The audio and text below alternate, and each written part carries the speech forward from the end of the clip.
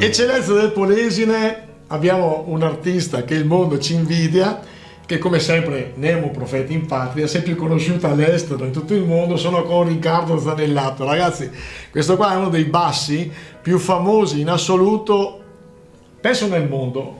Beh, tu sei modesto. Mi difendo, sì, sì. No, devo dire una discreta notorietà, diciamo, soprattutto la carriera sta andando molto bene, non mi posso lamentare. Guarda, io tanto mi sono tirato giù qualcosa. Ti sei informato un po'. Allora, diplomato al Conservatorio di Adria nel 94, però io sono diplomato in chitarra. Poi dopo a militare fai una specie di provino come corista e si accorgono che c'è un talento straordinario. Sì, diciamo che inizialmente il motivo per cui sono entrato nel coro degli alpini era per evitare certe situazioni. Si dice imboscarsi per non fare fucile l'assaltatore a Tarvisio, per cui era una posizione di comodo, e nell'occasione qualcuno che come me aveva fatto la stessa cosa dice: ma scusa, ma tu hai una voce che potresti fare il cantante lirico. Io odiavo la lirica, per cui ho detto no. Dimmi che sei roba da AC/DC. Sì, Pink Floyd. Sui Pink Floyd ci stiamo. No, sì, però Pink Floyd, Genesis, Jethro Tull, tutto quella così. Ok. E poi cantautori italiani, così. E poi tutto il classico, perché stai studiando chitarra classica.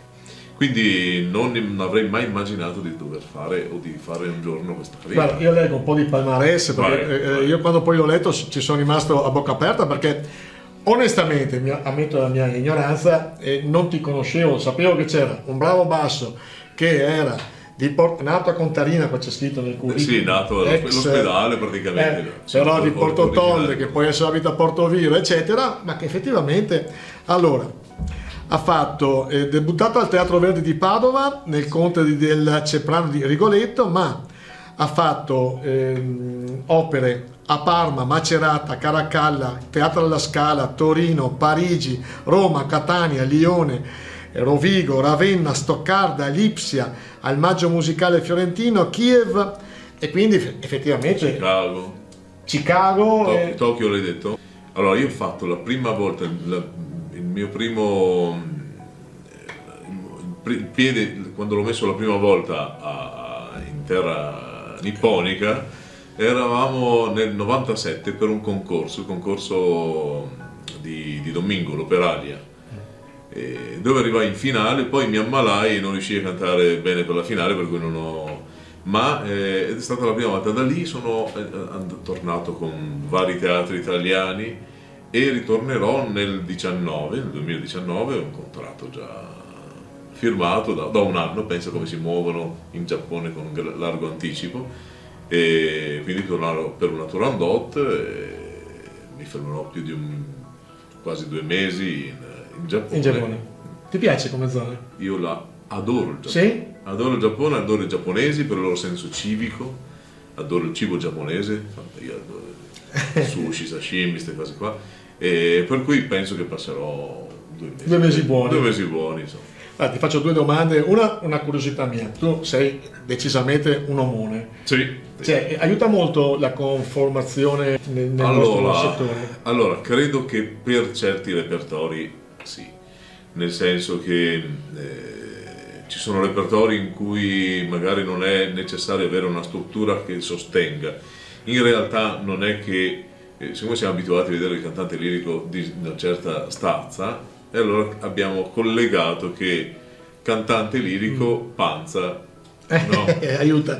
In realtà non è così. È vero che serve un sostegno, è come un lanciatore di pesi che ha bisogno se invece uno lancia il giavellotto serve un altro tipo di struttura, se uno fa e così anche è una disciplina anche sportiva la nostra, per cui per chi affronta un certo tipo di repertorio un pochino più pesante, più importante, serve un sostegno fisico un pochino più...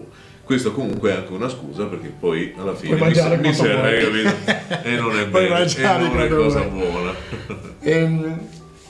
So che uno tra i tuoi scopritori c'è stato Muti. Diciamo che Muti conosciuto, ha avuto bisogno, diciamo, mi ha dato l'opportunità di farmi conoscere da lui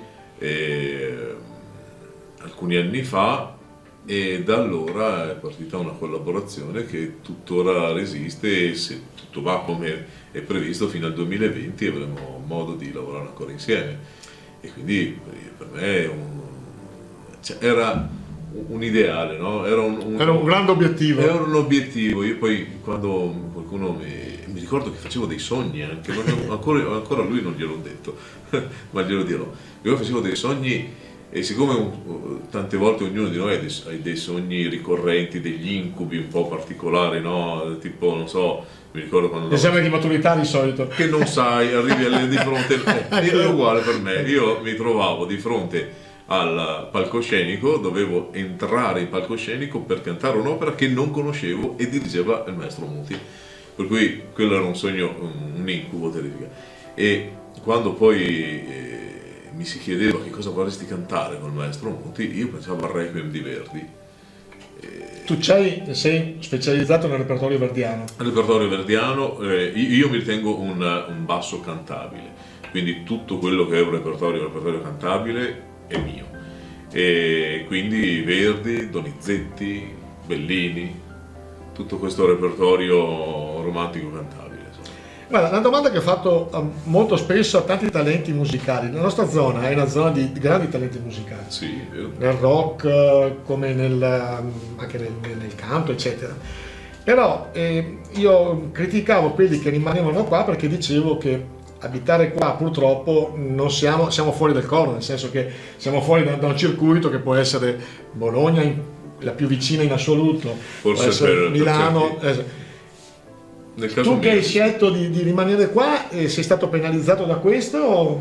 No, credo di no.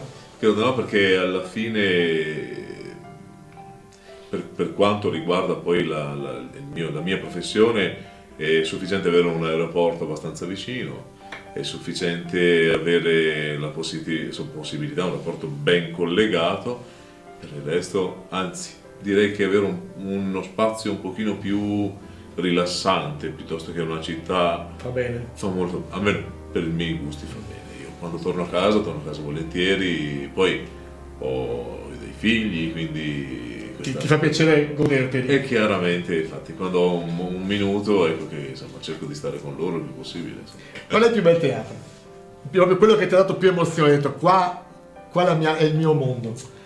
Sai che questa domanda mi è stata fatta ancora e devo dire che non sono riuscito a rispondere allora, e non riuscirò neanche adesso. Perché ogni volta che entri in un teatro, intanto si respira subito storia, si respira emozioni, perché comunque ci sono stati altri artisti, altri musicisti che hanno lasciato qualcosa di loro e lo senti, sì. Ma poi lo senti anche nel rapporto col pubblico, perché se funziona bene la cosa, tu mandi delle emozioni e il pubblico ti risponde con altrettante emozioni, quindi nasce un'interazione che è particolare, quindi ogni teatro diventa un motivo di emozione, e ogni teatro ti sembra il più bello, quello più importante.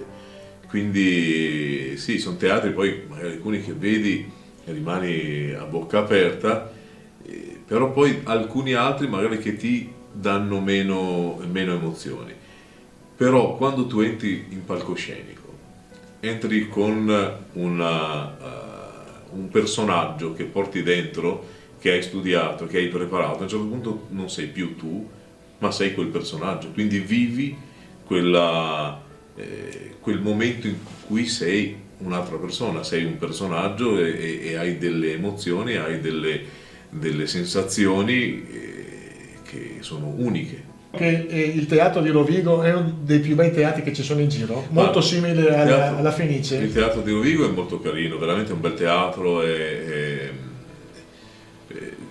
L'unica cosa è che secondo me, ora forse mi tirerò un po' di sguardi, di malumori, ecco, però insomma comincio ad avere una certa età e posso quasi anche così, e dovrebbero un pochino sfruttare, perché a parte me non sono l'unico della provincia che sta facendo una bella carriera, sono veramente altre persone, Paola Gardina, adesso mi vengono per venire in mente per dire alcuni nomi, insomma, che stanno veramente facendo una bella carriera, e secondo me il teatro dovrebbe investire molto su questi personaggi, dovrebbe sottolineare il fatto che ci siano, e questo comporta un ritorno anche del pubblico, sicuramente.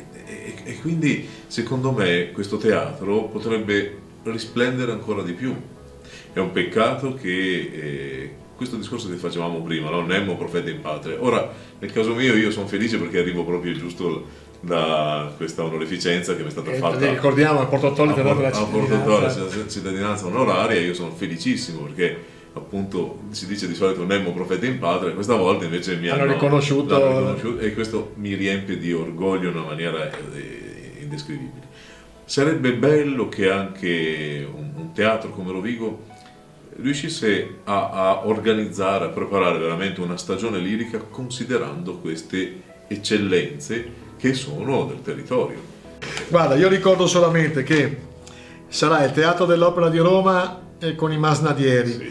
Al Teatro dell'Opera di Roma con la Sonnambula, in Germania col Don Carlos, a Tenerife con Don Carlos. Queste sono proprio le cose più veloci. Esatto, quindi ragazzi, abbiamo una eccellenza.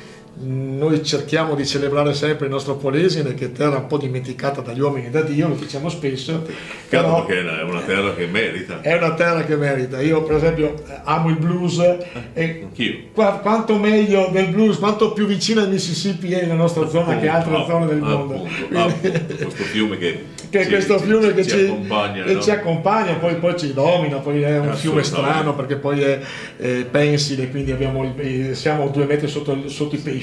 Esatto. Quindi è stato un piacere, un onore celebrare e intervistare un grande del Polesine. Grazie Riccardo. Il piacere è mio, grazie a voi.